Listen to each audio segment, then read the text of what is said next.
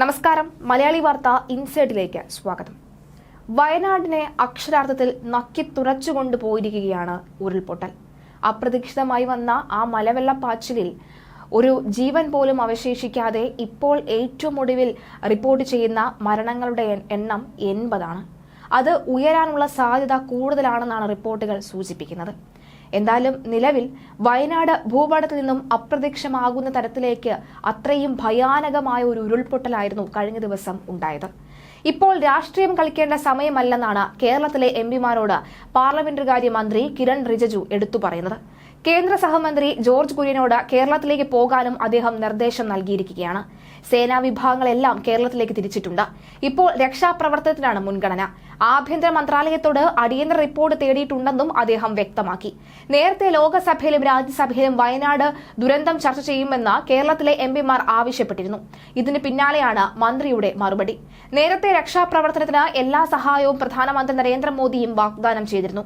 മുഖ്യമന്ത്രി പിണറായി വിജയനുമായി ഫോണിൽ ബന്ധപ്പെടുകയും സ്ഥിതിഗതികൾ ചോദിച്ചറിയുകയും ചെയ്തിരുന്നു. ഉരുൾപൊട്ടലിൽ മരിച്ചവരുടെ കുടുംബങ്ങൾക്ക് 2 ലക്ഷം രൂപ വീതം, പരിക്കേറ്റവർക്ക് 50,000 രൂപയും പ്രധാനമന്ത്രിയുടെ ദുരിതാശ്വാസ നിധിയിൽ നിന്ന് ധനസഹായം ലഭിക്കുമെന്നും അറിയിച്ചിട്ടുണ്ട്. മുണ്ടക്കൈയിൽ മരണസംഖ്യ ഇനിയും വലിയ തോതിൽ കൂടാനാണ് സാധ്യത. മൃതദേഹങ്ങൾ ചാലിയാറിലൂടെ ഒഴുകി നിലമ്പൂരിൽ വരെ എത്തിയെന്നാണ് വിവരം. 2 ഉരുൾപൊട്ടലാണ് ഇവിടെ ഉണ്ടായിരിക്കുന്നത്. പുലർച്ചെ 3 മണിയോടുകൂടി ഉണ്ടായ രണ്ടാമത്തെ ഉരുൾപൊട്ടലാണ് ഭീകര ദുരന്തം വിതച്ചത്. വയനാട് പുതുമലയിൽ കഴിഞ്ഞ 24 മണിക്കൂറിൽ പെയ്തത് 372 മില്ലിമീറ്റർ മഴയാണ്. 48 മണിക്കൂറിൽ 572 മില്ലിമീറ്റർ മഴയും രേഖപ്പെടുത്തി. തേറ്റമലയിൽ 24 മണിക്കൂറിനുള്ളിൽ 480 മില്ലിമീറ്റർ മഴയും റിപ്പോർട്ട് ചെയ്തിട്ടുണ്ട്.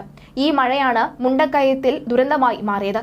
5 വർഷം മുൻപ് 2019 ഓഗസ്റ്റ് 8 വയനാടിനെ പിടിച്ചുലച്ച പുതുമലയിലേക്ക് ദുരന്തം പെയ്തിറങ്ങിയത്. മലവെള്ളം കുത്തിയൊഴുക്കി എത്തിയപ്പോൾ ഉറക്കത്തിൽ ജീവൻ നഷ്ടമായത് 17 പേർക്കാണ്. ഇത്തവണ അതിനപ്പുറത്തേക്ക് ദുരന്ത വ്യാപ്തി ഉണ്ടായിരിക്കുന്നു. താങ്ങാവുന്നതിലും കൂടുതൽ മഴ എത്തുമ്പോൾ പല പ്രദേശങ്ങളിലും ഉരുൾപൊട്ടലും മണ്ണിടിച്ചിലും ഉണ്ടാകും. മണ്ണിന് വെള്ളത്തെ ഉൾക്കൊള്ളാൻ പരിമിതിയുണ്ട്. ഈ പരിമിതി കാരണം തുടരെ മഴ പെയ്താൽ വെള്ളത്തെ വലിച്ചെടുക്കാനാകില്ല. പരിമിതിക്കപ്പുറം വെള്ളം എത്തിയാൽ പിന്നീട് മണ്ണ് സ്വീകരിക്കില്ല. അത് മലവെള്ളപ്പാച്ചിലായും ഉരുൾപൊട്ടലായും ഒക്കെ തന്നെ മാറും. സോയിങ് പൈപ്പിംഗ് പ്രതിഭാസത്തിൽ മേൽഭാഗത്ത് പ്രശ്നങ്ങളൊന്നും കാണില്ല. പക്ഷേ കുന്നിന്റെ അടിഭാഗത്ത് നിന്നും തുരങ്കം പോലെ മണ്ണും വെള്ളവും കല്ലും ഒഴുകിപ്പോകും. അങ്ങനെ സംഭവിക്കുമ്പോൾ മേൽഭാഗത്തെ കുന്ന ഇരിക്കുകയും ഒറ്റയടിക്ക് അടിവാരത്തിലേക്ക് ഇടിഞ്ഞു വീഴുകയും ചെയ്യുന്നു. ഇത് പുതുമലയിലും ചൂരൽമലയിലും ദുരന്ത കാരണമായി എന്ന വിലയിരുത്തലുമുണ്ട്. ഈ മേഖലയിൽ മുൻ വർഷങ്ങളിൽ ഉരുൾപൊട്ടൽ ചെറിയ തോതിൽ ഉണ്ടായിട്ടുണ്ട്. ആ സമയത്ത് ഭൂമി വിണ്ടുകീറിയിട്ടുണ്ടാകും.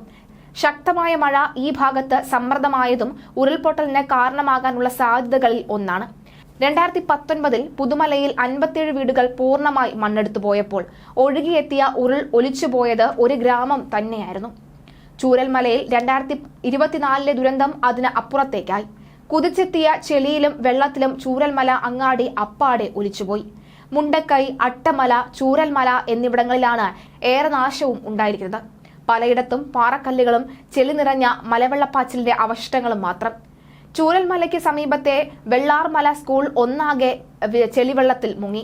പുലർച്ചെ 1 മണിയോടെ മുണ്ടക്കൈ ടൗണിലാണ് ആദ്യ ഉരുൾപൊട്ടൽ ഉണ്ടായത്. രക്ഷാപ്രവർത്തനം നടക്കുന്നതിനിടയിലെ 4 മണിയോടെ ചൂരൽമല സ്കൂളിന് സമീപവും ഉരുൾപൊട്ടൽ ഉണ്ടാവുകയുണ്ടായി. ചെമ്പ്ര, വെള്ളരി മലകളിൽ നിന്നായി ഉത്ഭവിക്കുന്ന പുഴയുടെ തീരത്താണ് ഈ 2 സ്ഥലവും. മുണ്ടക്കൈയെയും ചൂരൽമലയെയും ബന്ധിപ്പിക്കുന്ന പാലം ഉരുൾപൊട്ടലിൽ ഒലിച്ചുപോയി. ഇതോടെ ഇരു മേഖലകളിലേക്കുമുള്ള ബന്ധം വിച്ഛേദിക്കപ്പെട്ടിരുന്നു. ചൂരൽമലയിൽ ഉരുൾപൊട്ടലുണ്ടായി നിരവധി പേർ മണ്ണിനടിയിലായ വാർത്ത പുറത്തുവരുമ്പോൾ പ്രളയം നശിപ്പിച്ച കവളപ്പാറ, പുതുമല, പെട്ടിമുടി ദുരന്തങ്ങൾ ഓർമ്മയിൽ എത്തുകയാണ്. കാലം തെറ്റി മഴ പെയ്യുന്നതിന് കാരണം കാലാവസ്ഥ വ്യതിയാനമാണ്. ഇത് വയനാടിനെയും ബാധിച്ചിട്ടുണ്ട്. ഇതിന്റെ അനുരണനമാണ് ഈ ദുരന്തവും ചർച്ചയാകുന്നത്. കേരളത്തെ നടുക്കിയ ആ ദുരന്തങ്ങളുടെ 5ാം വാർഷികത്തിനോട് അടുപ്പിച്ചാണ് ഇപ്പോഴത്തെ ഉരുൾപൊട്ടൽ. 2019 ഓഗസ്റ്റ് 8 വൈകിട്ട് തുടങ്ങി രാത്രിയിലേക്ക് നീണ്ടുപെയ്ത മഴ വയനാട് പുതുമലയിൽ ഉരുൾപൊട്ടൽ സൃഷ്ടിച്ച 17 ജീവനുകളാണ് കവർന്നത്. അതേ ദിവസം തന്നെ മലപ്പുറത്തെ കവളപ്പാറയിൽ നഷ്ടമായത് 59 പേരുടെ ജീവനുകൾ. മണ്ണിനടിയിൽ നിന്നും മനുഷ്യ ശരീരം കണ്ടെത്തുന്നതിനുള്ള വിദഗ്ധ പരിശീലനം ലഭിച്ച നായ്ക്കളായ മായയും മർഫിയും വയനാട്ടിലെത്തുന്നുണ്ട്. ഇവർക്ക് 40 അടി താഴെ വരെ ആഴത്തിലുള്ള മൃതദേഹങ്ങളും അവയുടെ അവശിഷ്ടങ്ങളും കണ്ടെത്താനുള്ള കഴിവുമുണ്ട്. നായകളുമായി പോലീസ് സംഘം മുണ്ടക്കയത്തിലേക്ക് പുറപ്പെട്ടിട്ടുണ്ട്. ഇന്ന് അല്പസമയത്തിനകം എത്തും.